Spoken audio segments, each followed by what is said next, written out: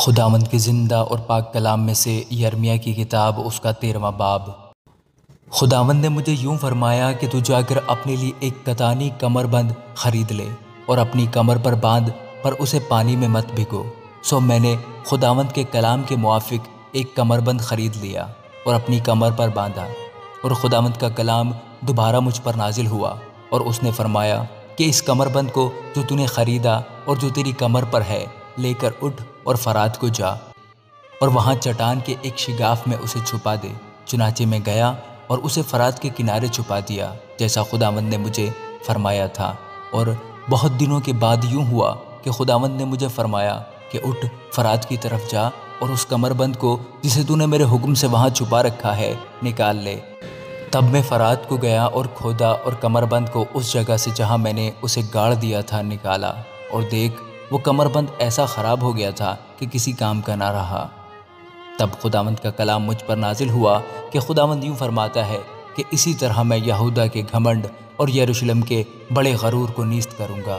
یہ شریر لوگ جو میرا کلام سننے سے انکار کرتے ہیں اور اپنے ہی دل کی سختی کے پیرو ہوتے ہیں، اور غیر معبودوں کے طالب ہو کر ان کی عبادت کرتے اور ان کو پوجتے ہیں، وہ اس کمر بند کی مانند ہوں گے جو کسی کام کا نہیں، کیونکہ جیسا کمر بند انسان کی کمر سے لپٹا رہتا ہے، ویسا ہی خداوند فرماتا ہے، میں نے اسرائیل کے تمام گھرانے اور یہودا کے تمام گھرانے کو لیا کہ مجھ سے لپٹے رہیں، تاکہ وہ میرے لوگ ہوں اور ان کے سبب سے میرا نام ہو اور میری ستائش کی جائے اور میرا جلال ہو، پر انہوں نے نہ سنا۔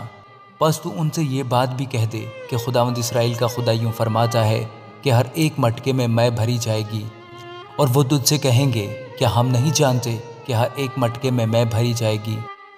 تب تو ان سے کہنا، خداوند یوں فرماتا ہے کہ دیکھو، میں اس ملک کے سب باشندوں کو، ہاں، ان بادشاہوں کو جو داؤد کے تخت پر بیٹھتے ہیں، اور کاہنوں اور نبیوں اور یروشلم کے سب باشندوں کو مستی سے بھر دوں گا، اور میں ان کو ایک دوسرے پر یہاں تک کہ باپ کو بیٹوں پر دے ماروں گا۔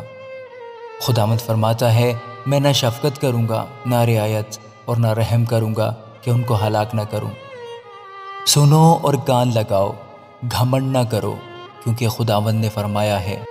خداوند اپنے خدا کی تمجید کرو اس سے پہلے کہ وہ تاریکی لائے اور تمہارے پاؤں گھپ اندھیرے میں ٹھوکر کھائیں، اور جب تم روشنی کا انتظار کرو تو وہ اسے موت کے سائے سے بدل ڈالے اور اسے سخت تاریکی بنا دے۔ لیکن اگر تم نہ سنو گے تو میری جان تمہارے غرور کے سبب سے خلوت خانوں میں غم کھایا کرے گی۔ ہاں، میری آنکھیں پھوٹ پھوٹ کر روئیں گی اور آنسو بہائیں گی، کیونکہ خداوند کا گلہ اسیری میں چلا گیا۔ بادشاہ اور اس کی والدہ سے کہہ کہ عاجزی کرو اور نیچے بیٹھو، کیونکہ تمہاری بزرگی کا تاج تمہارے سر پر سے اتار لیا گیا ہے۔ جنوب کے شہر بند ہو گئے اور کوئی نہیں کھولتا، سب بنی یہودا اسیر ہو گئے، سب کو اسیر کر کے لے گئے۔ اپنی آنکھیں اٹھا اور ان کو جو شمال سے آتے ہیں دیکھ، وہ گلہ جو تجھے دیا گیا تھا، تیرا خوشنما گلہ کہاں ہے؟ جب وہ تجھ پر ان کو مقرر کرے گا جن کو تو نے اپنی حمایت کی تعلیم دی ہے، تو کیا کہے گی؟ کیا تو اس عورت کی مانند جسے درد ذے ہو، درد میں مبتلا نہ ہوگی؟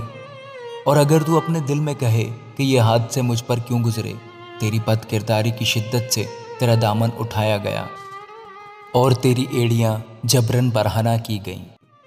حبشی اپنے چمڑے کو یا چیتا اپنے داغوں کو بدل سکے تو تم بھی جو بدی کے عادی ہو نیکی کر سکو گے۔ اس لیے میں ان کو اس بھوسے کی مانند جو بیابان کی ہوا سے اڑتا پھرتا ہے تتر بتر کروں گا۔ خداوند فرماتا ہے کہ میری طرف سے یہی تیرا بکرا، تیرا نپا ہوا حصہ ہے، کیونکہ تو نے مجھے فراموش کر کے بتلان پر توکل کیا ہے۔ بس میں بھی تیرا دامن تیرے سامنے سے اٹھا دوں گا تاکہ تو بے پردہ ہو۔ میں نے تیری بدکاری، تیرا ہنہنانا، تیری حرام کاری اور تیرے نفرت انگیز کام جو تو نے پہاڑوں پر اور میدانوں میں کیے دیکھے ہیں۔ اے یروشلم، تجھ پر افسوس، تو اپنے آپ کو کب تک پاک و صاف نہ کرے گی؟ آمین۔